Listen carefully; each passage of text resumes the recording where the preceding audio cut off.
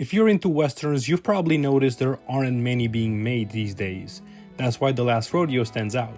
It's a story about a legend in the bull riding world who's forced to step back into the arena when he needs money for his grandson's surgery. On paper that sounds promising, but if you don't have nearly 2 hours to spend watching it, don't worry, I watched The Last Rodeo so you don't have to. By the by, I'm the movie guy and let's dive in. Joe Wainright was once among the best bull riders alive.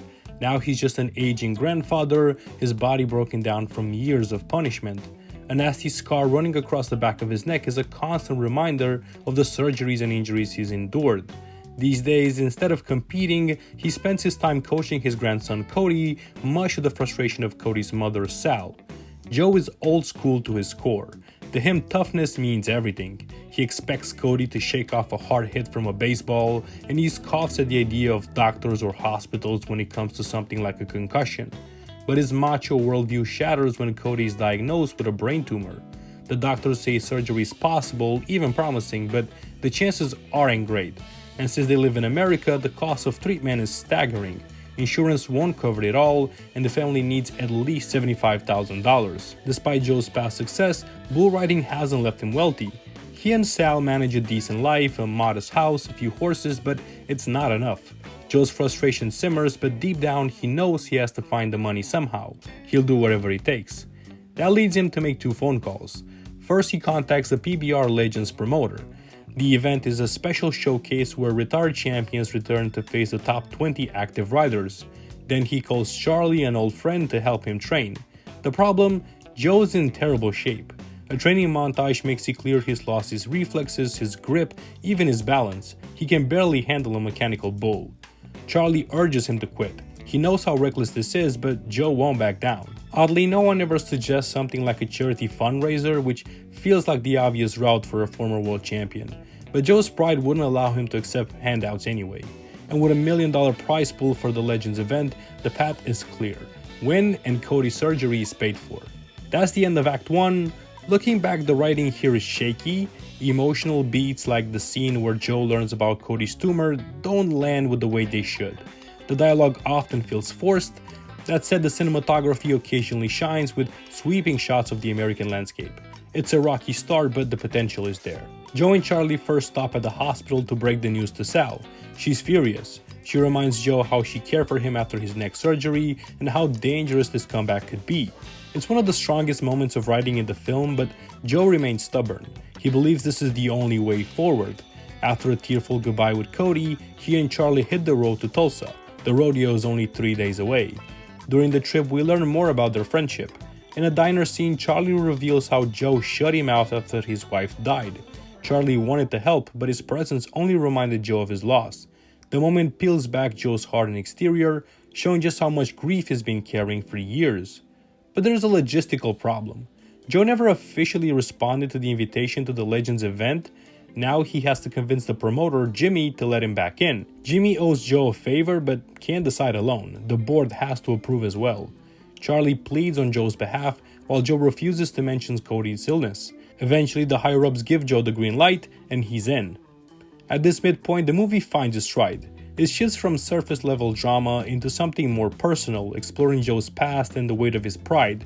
Neil McDonough as Joe brings real nuance to the role, balancing toughness with vulnerability. For the first time, I was hooked. I wanted to see if Joe could actually pull this off. The competition begins. The goal? Stay on the bull for 8 seconds to earn points. It sounds simple, but those 8 seconds feel endless. Just before Joe's first ride, he gets a call from Sal. Cody's tumor wasn't fully removed, another surgeon has been brought in for consultation. The tension rises. Joe mounts the bull and the sequence is genuinely thrilling. He makes the full 8 seconds and scores 85 points. Not spectacular, but enough to stay in contention. The ride, however, comes at a cost. The bull stomps on his knee. Meanwhile, Charlie also gets banged up with a hit to the ribs. The doctor insists they should withdraw, but Joe ignores the advice. He can't afford to stop now. Enter Billy Hamilton, the reigning champion. He taunts Joe, but is not necessarily portrayed as a designated villain, though their rivalry sets the stage for the climax. Joe's second ride goes badly. He slams in the guardrail and earns a re-ride, but not before cracking his ribs. Facing one of the toughest bulls in the pen, he finally listens to Charlie's coaching and survives the full 8 seconds. The score pushes him into first place, but his body's breaking down. Meanwhile, Cody's health deteriorates. His neck surgery could impair his brain permanently.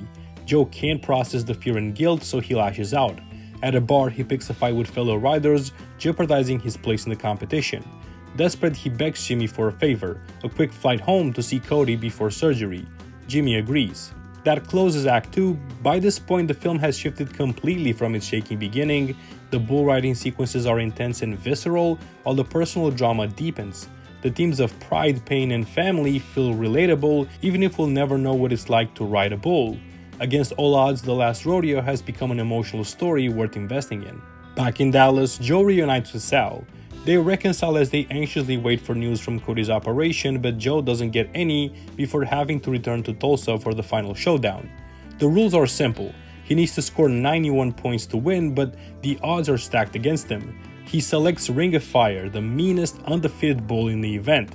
Billy Hamilton posts a perfect ride, forcing Joe into a do-or-die situation. Joe climbs onto the bull, and the film builds the tension perfectly. He lasts the full 8 seconds, but the judges award him 90 points, just shy of victory. Tossed violently to the ground, the film teases tragedy. For a moment, it looks like Joe might be paralyzed or even dead, but he survives. The movie closes with Cody's surgery successful and the family gathering for a father-daughter dance 6 months later. Cody's surgery was paid off from winning second place and a GoFundMe page. It's a hopeful, heartfelt ending, one the film truly needed after all the hardships.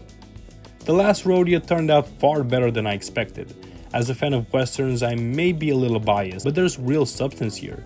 The film stumbles early with clunky writing and flat emotional beats, but once it settles in, it delivers an engaging story about pride, perseverance, and family. Neil McDonough gives one of his best performances of his career, grounding Joe with humanity while also handling the physical demands of the role. He even did his own bull riding stunts, reportedly dislocating his shoulder in the process. The supporting cast pulls their weight too, especially Charlie and Sal. Cody doesn't get much development, but he works as the emotional anchor driving Joe forward. The runtime, just under 2 hours, could have been trimmed, but the pacing never dragged for me. The bull riding scenes are thrilling, the personal drama hits hard in the second half, and the ending feels earned. What starts as a predictable sports drama becomes a surprisingly heartfelt story. I'd say The Last Rodeo deserves a watch, especially if you're a fan of westerns or sports dramas. It's not perfect, but it captures something universal about human struggle, the messy gray area where pride, pain, and love collide. So what did you think of The Last Rodeo? Let me know in the comments, and while you're there, don't forget to hit like and subscribe. Until next time, keep on watching movies, guys.